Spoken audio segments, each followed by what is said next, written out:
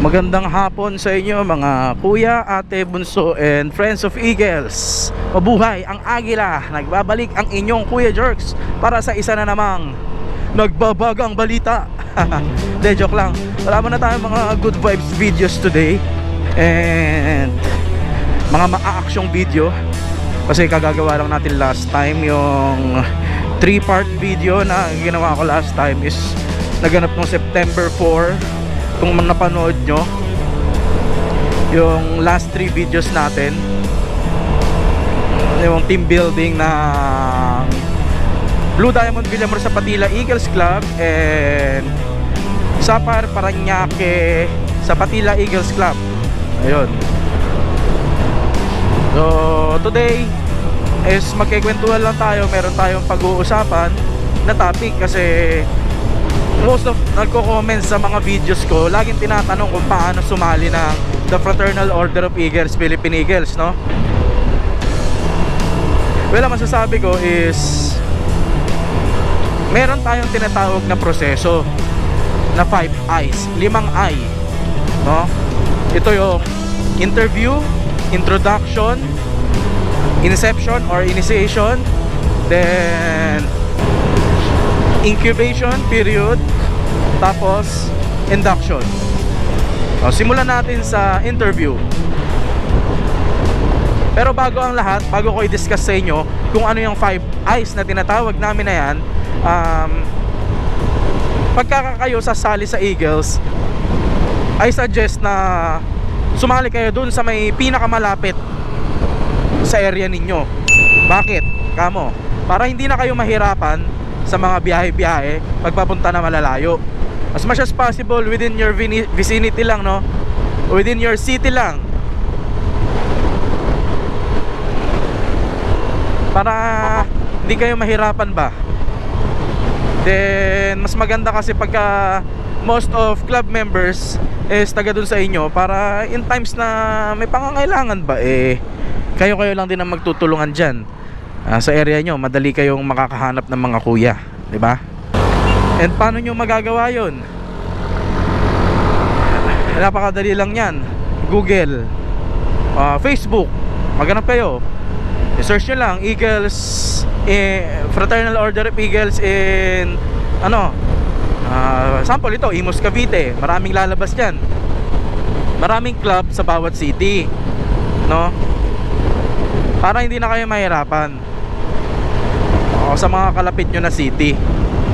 Ayun. Tapos ayun na nga, dadaan kayo sa proseso. Once na kumato kayo sa club ng The Fraternal Order of Eagles, is dadaan kayo sa unang stage. Ito yung interview na tinatawag. Dito kikilalanin kayo ng club president as well as the other officers ng club, kung sino kayo, ano bang pagkatao nyo, ano bang record ninyo, and ano bang capacity ninyo, kapasidad, no? Kasi dito sa Eagles, sa totoo lang, gagastos tayo, diba? Kasi kilala tayo na tumutulong sa community natin. Meron tayong mga community services na ginagawa. Kaya si Eagles naglalabas ng sariling pera, which is kami, yung mga kuya na tinatawag. So make sure lang na you have the capacity. Not necessarily naman na lang, 'di ba? Na yung may konting pera ganyan. Hindi, kasi kailangan talaga pagka sinabing contribution, may contribution, magbabayad tayo. Meron tayong tutulungan, mga nasalanta ng sunog, ng bagyo within your area, or kung project niyan, talagang mag-aambagan tayo, no? Meron tayo kasing monthly dues. Meron kaming monthly dues na tinatawag. Binabayaran namin yung buwan-buwan. Yun yung pondo namin para doon namin huhugutin sa tuwing gagawa kami ng mga outreach programs, mga community services. Doon kinukuha yung budget. So isa yan sa mga itatanong during interview process. And syempre dapat maganda ang record mo. Wala kang any illegal activities na ginagawa sa community, sa bansa. Hindi ka sangkot sa anything na illegal. Make sure na pagpapasok ka sa Eagles is malinis ang iyong mga kamay. Ayan. Yan yung first stage. The second stage is yung introduction. Ano ang introduction? Dito i-explain sa inyo ng club kung ano ba ang Eagles, kung para saan ba ang sinalihan ninyo, even the history of the Fraternal Order of Eagles, everything about Eagles is ikikwento na sa inyo, no? I-discuss sa inyo. Basta everything about Eagles, sino ba ang national president, ang pagpapakilala sa club officers, pagpapakilala nyo sa sarili ninyo, lahat yan i-discuss ninyo sa club during the introduction process. Ayan, bibigyan kayo ng manual. Usually gano'n na sa amin, gano'n, bibigyan kayo ng manual kung ano yung mga dapat ninyo i-memorize. Marami kasing dapat i-memorize sa Eagles, no? Kakanta ka dyan, yung Eagles hymn, yung prayer, yung pledge, Eagleism, dapat memorize mo lahat yun. So para ka mag-i-schooling during the introduction stage. Okay? Then the third one is yung inception. Inception or initiation. Ito na yung tinatawag natin na ritual ng the Fraternal Order of Eagles, no? Ritual kung saan i-recite mo lahat yung pinapakabisado sa'yo. Ganun. Dito susubukin na kung papasa ka ba para maging kuya. Ite-test yung capacity mo para gampanan ang pagiging brother sa bawat kuya, diba? Basta everything about inception or initiation is a test. Yun yun. Then the incubation period. Ito na yung fourth stage natin, the incubation period. Ano ang incubation dito? Kailangan mong makomply mga nire-require na maaatinan mong activities such as 3 general membership meeting, which is usually pag general membership meeting once a month. So usually aabot ka ng 3 months bago mo makompleto yung 3 general membership meeting. Then kailangan mong required ka na maka-attend or makagawa ng 3 community service, no? Yun ang nire-require natin. Pero usually kasi ang nangyayari pagka sobrang active talaga ng club ninyo, tulad sa amin, hindi lang naman 3 community service ang magagawa. Minsan naabot ng 4, 5, 6, which is a good thing din kasi test din eh, diba? Talagang mapapatunayan mo na may kapasidad kang tumulong sa kapwa.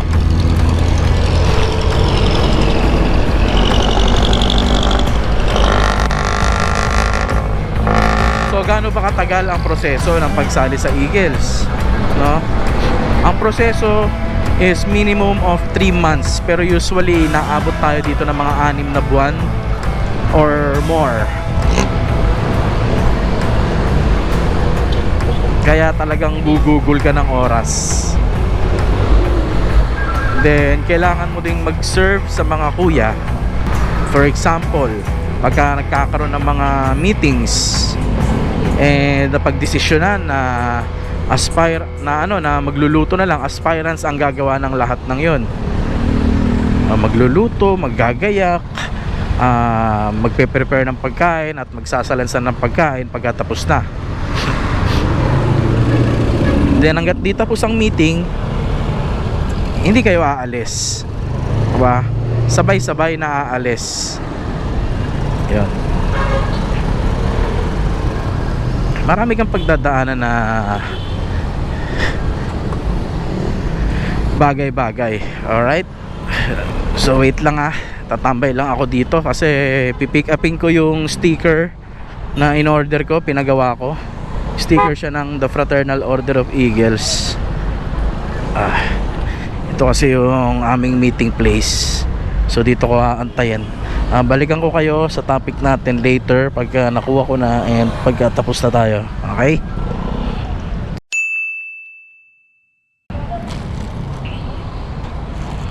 Ayun, so nakuha na natin.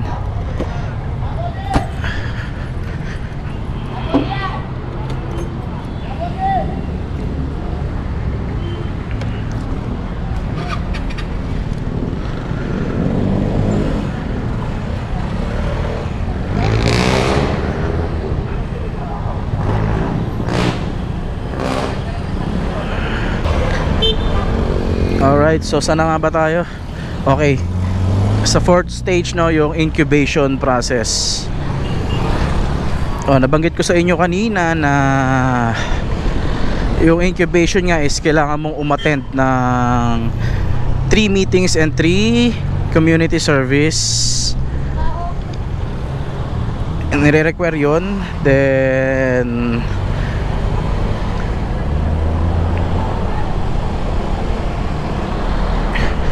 dito sa incubation process, dito itetest yung character ninyo ng bawat member ng club ng sinalihan ninyo. So you are all under observation. Lahat ng mga aspirants is under observation ng mga club members. So meron din kasi tayong tinatawag na balloting kung saan pag-uusapan ng mga club members kung karapat dapat ka bang mapabilang sa kanilang club. Kailangan kasi good moral ka, maganda yung karakter mo, wala kang yabang sa katawan, mapagpakumbaba ka, and masipag ka. Yung willingness mo na umattend sa bawat meetings is a point. Puntos yan. Diyan kasi matetest, no? Isa sa mga test para kung sakali na member ka na, makikita kung magiging aktibo ka ba sa club o hindi. And ayun, pagka napasa na ninyo lahat yun, napasa nyo yung interview, nalaman nyo na yung sa introduction, napasa nyo yung inception or initiation, then yung incubation period, doon na papasok ang induction, graduation ceremony. Kumbaga parang graduate na kayo sa pagiging estudyante at magiging ganap na kayo na Eagles, no? So dadalo kayo sa induction. Usually pagka new members induction, pagka halimbawa bagong club na nabuo, chartering in induction tinatawag. Dito nakasuot na kayo ng mga barong Tagalog. May sariling barong Tagalog kasi ang Eagles, kung saan naka embroidery yung logo ng The Fraternal Order of Eagles. Kumbaga kagulang-gulang. Hindi, kumbaga kagalang-galang na yung itsura mo nun, no? During induction, syempre may sinusunod pa rin tayo. Tatandaan ninyo ito. Nakabarong ka at dapat plain white ang panloob mo. Naka-slacks ka na itim, naka-medyas ka na itim, at naka-leather shoes ka na itim. Syempre, malaking event ang induction. Kailangan disente yung suot mo. Hindi kailangan mag-brown shoes, no? Kasi meron tayong dress code during induction ceremonies. Pag nakapasok kayo, makikita nyo kung ano ba yung mga ginagawa during induction. Then syempre pag induction, andyan na, magbabayad na kayo.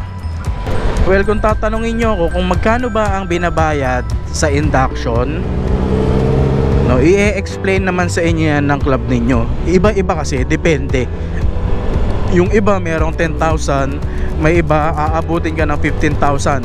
Depende sa gagastusin nyo, especially foods, saang hotel ba ninyo gagawin yung ceremony na yon. Alam naman natin, pag uupa tayo ng hotel, mahal talaga. So i-divide lahat yon sa mga aspirants. Then yung mga kuya na sasali is magbabayad din for food, no? Pero usually nasa mga 10,000 to 15,000 ang binabayaran sa induction, no? Ano-ano ba ang inclusion? Ano ba yung mga kasama doon sa babayaran natin? Number 1, membership fee, yung mapupunta sa national, yung bayad mo doon sa ID, yung bayad mo sa Magna Carta, ito yung libro, ito yung batas ng The Fraternal Order of Eagles, yung barong mo, yung pin na nilalagay sa barong. Kasi once na Eagles ka na, tapos na yung ceremony na yon, maglalagay na ng pin yung kasama ninyo na ate, no? Oh, speaking of ate, ito yung mga legal wives natin, no? Legal wives tuloy. Isa lang dapat. Legal wife. So, isa lang. So, yun lang isasali natin sa induction. Sila yung maglalagay ng pin. May additional na babayaran pagka syempre may kasamang ate. For food lang naman yung babayaran nila. It usually range to 1,000 pesos pagdating sa pagkain pag magsasama ka. Then the rest ng babayaran is for the hotel accommodation. Usually maghapon to na induction, kasi during induction magkakaroon kayo ng orientation. Ano ba ang mga i-discuss sa orientation? Well, malalaman nyo na lang yan pag sumali na kayo at na-induct na kayo, no? Kaya I suggest sumali na kayo ngayon pa lang sa pinakamalapit na club dyan sa area ninyo. Tapos ayun, okay na yun. Then after induction, full-fledged Eagles na kayo. So welcome to the brotherhood. So once na nakapasok ka na sa Eagles, ito lang ang masasabi ko sa inyo. Ang pinasukan ninyo ay brotherhood, kapatiran. Ang pinasukan ninyo ay organisasyon na tumutulong sa komunidad, tumutulong sa bansa. Hindi tayo sumali sa Eagles para ma-exempt tayo sa batas. Sinusunod pa rin natin ang saligang batas ng Pilipinas, 'di ba? Especially ayan, pagka stop na talaga, 'di ba? Hindi porke Eagles ka yan, naka red light na, diretso lang tayo. Hindi pa pwedeng ganon. Kailangan sumusunod tayo. Oh, hindi kasi ganun pa man pagka nahuli tayo, huhulihin pa rin talaga tayo kahit ano pang organisasyon na sinalihan natin. Oh, hindi exemption ang pagiging Eagle sa batas. Yun lang ang masasabi ko sa inyo. And sa mga hindi pa nakasali at nagbabalak na magdikit na ng sticker or emblem sa mga motor nila o sa sasakyan, o yung mga nagbabalak na bumili ng damit ng The Fraternal Order of Eagles para isuot, huwag nyo na pong tangkain. Maraming pulis na Eagles sa mga checkpoints. Tatanggalin nyo pa rin yan pag natsyempohan kayo. So huwag mong subukan, mapapahama ka lang. Hindi, not necessarily mapapahama or kukulong dahil wala ka namang na-violate sa Constitution na Pilipinas. Pero syempre sa mga kuya is sacred yan, sagrado yan. Yung paglagay ng mga emblems or stickers sa sasakyan, dinidibdib yan ng mga kuya natin dahil pinaghihirapan ang pagsali sa Eagles. Kaya wag po nating susubukan paglagay ng mga stickers or emblems sa mga vehicles natin. Ang masakit pa dyan, pagka damit yung suot mo, naka-sublimation shirt ka ng Eagles, tapos hindi ka naman nakasagot sa mga itatanong sa'yo ng mga kuya natin sa checkpoints, sorry ka na lang, sisirain yung damit mo o tatanggalin yung logo ng Eagles. So magmomotor ka or magmamaneho ka ng siraan damit, o baka nga paghubarin pa sa'yo yan at kumpiskahin 'di ba? So as much as possible, mas magandang mag-join na lang kayo sa Eagles dahil masarap sumali sa Eagles. Maganda-ganda mga pribilehiyo yung makukuha mo dahil una sa lahat, sa oras ng pangangailangan, marami kang kuya kung saan mang panig ng Pilipinas na maaaring tumulong sa iyo.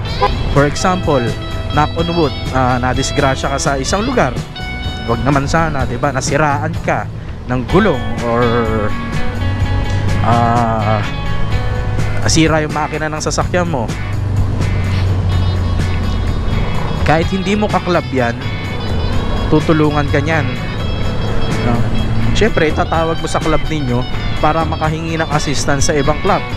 Kasi usually, ang mga nakakaalam na mga contacts para sa ibang club is yung ating club president, diba? Or yung mga club members. O sino may kakilala sa ganyan, may kakilala sa ganun.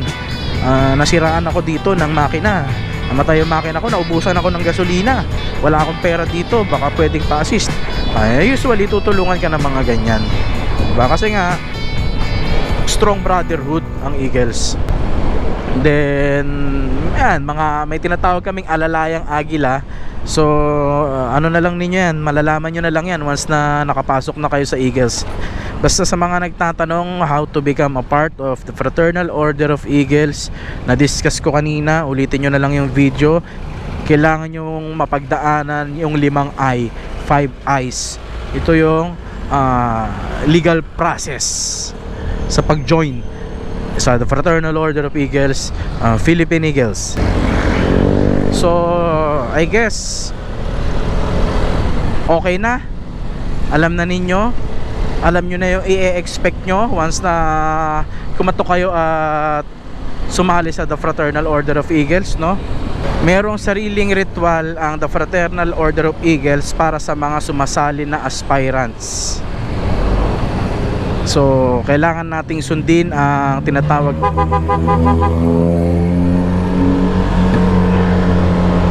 five eyes. Kailangan kulit to nakamotor. Naka-signal siya pa kanan, pero tumitingin siya sa kaliwa. Hindi niya alam kung saan siya pupunta. Tuloy na hindi ko alam kung ano gagawin niya.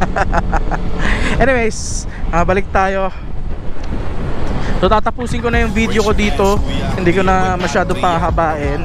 Sa mga ilang katanungan, sa mga nagtatanong pala, sana nasagot ko yung mga queries nyo kung paano sumali sa Eagles. Hindi ko na ginawa ng mga documentation, hindi ko na ginawa ng mga script na may mag-acting pa or ano man.